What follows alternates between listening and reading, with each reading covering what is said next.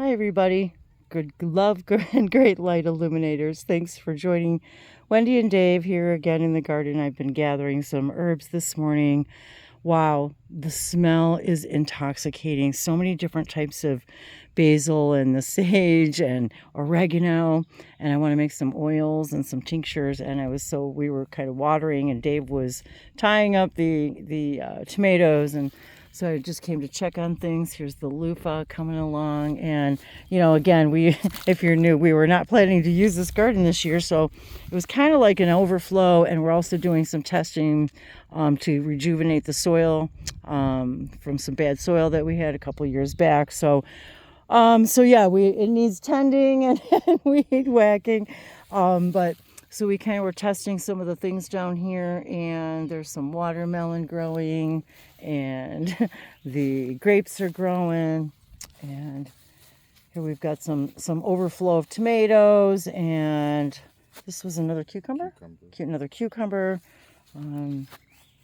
So here we are, just gathering and interacting with nature and reminding everybody that everything is a language of light, and we mean that in every way, and everything that grows is speaking to you, speaking to us. And I just said to Dave how I feel when I'm out here in nature and collecting these herbs. I feel this maybe eternal is not the right word, but this very specific connection to the elements of which we are made of, and the elementals, and it's like this inner exchange of energy and information. Again, and I know I've said this so many times, but as we grow higher in our awareness, we begin to become more ultra aware of the conversations, and even bringing these smells into the house and into our lives and into our food, and is such a contribution and such a communication that I want to say I never lose sight of, and I never get less excited about sharing that idea with everyone, because it's so instrumental to understanding more deeply our connection and co-connections with everything and all that is. And I've been extremely reminded lately from many of my guides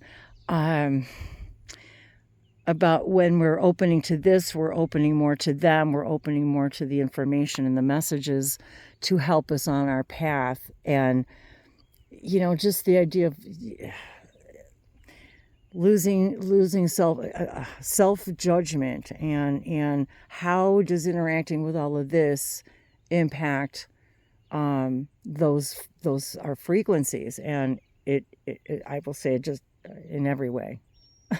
In every way.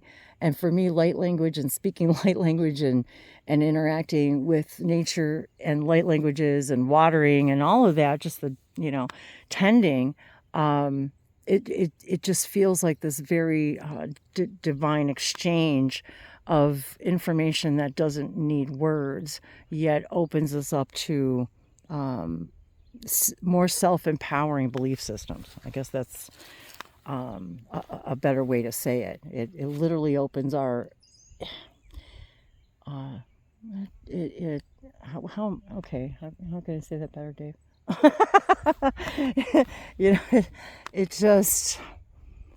It allows us to really understand. It's helped me more fully understand. The more I'm connecting with all of this, the more I realize how multidimensional, how everything is now, and how we're realizing that the past and the future and all of that is now. And we watched the movie again, Arrival, and I was able to see it in just a new set of eyes, because I'm new. We are new, and to watch it again. From the idea of universal language. Learning more of who you are, which might include the idea that you love gardening, that you thought you did, but you weren't sure. or you don't love or you gardening. don't, you know. And again, when I share this information, and when I say information, I'm talking about the information, the light codes and information that's speaking to us through, you know, everything through this, you know, device that we have all created to allow ourselves to do this in a deeper way. So, if you could just smell these, they're just amazing. And you know, and we get really excited about, again, we're not, you know, we're new to gardening in this way, and we're practicing and playing and deciding, you know, do we love this? Do we not love it? What do we love about it? And yet every morning when it's like, okay, it's time to get out, you know, time to go and water, it's the excitement of the changes of every day and what we get to see, you know, how we get to see all of these plants evolve, and how we, you know, bring them into our lives and our hearts every day. And again, just the journey to there and back, you know, to the garden and taking the walk, you know. Yes, and yes, it's always a little buggy. But again, you know, to use these plants in its natural state, to use it for insect repellents and food, and, you know, our pets, you know, all of these things help elevate and raise our vibrations to a deeper understanding of what we're made of and all the things that we are able to connect with. And sometimes, I told Dave this morning, I said, sometimes I should just turn on the camera, because the information that just automatically, well, I would say automatically, and sort of it just flows, you know, and I'm thinking, wow, you know, I should have got that on camera. But then again, I realized too that everything, I'm connected to everything all the time, and anything we share at any time with anyone, you're still sharing with all that is. You're still receiving that the vibration is there for you. A bunch more of these mushrooms coming up.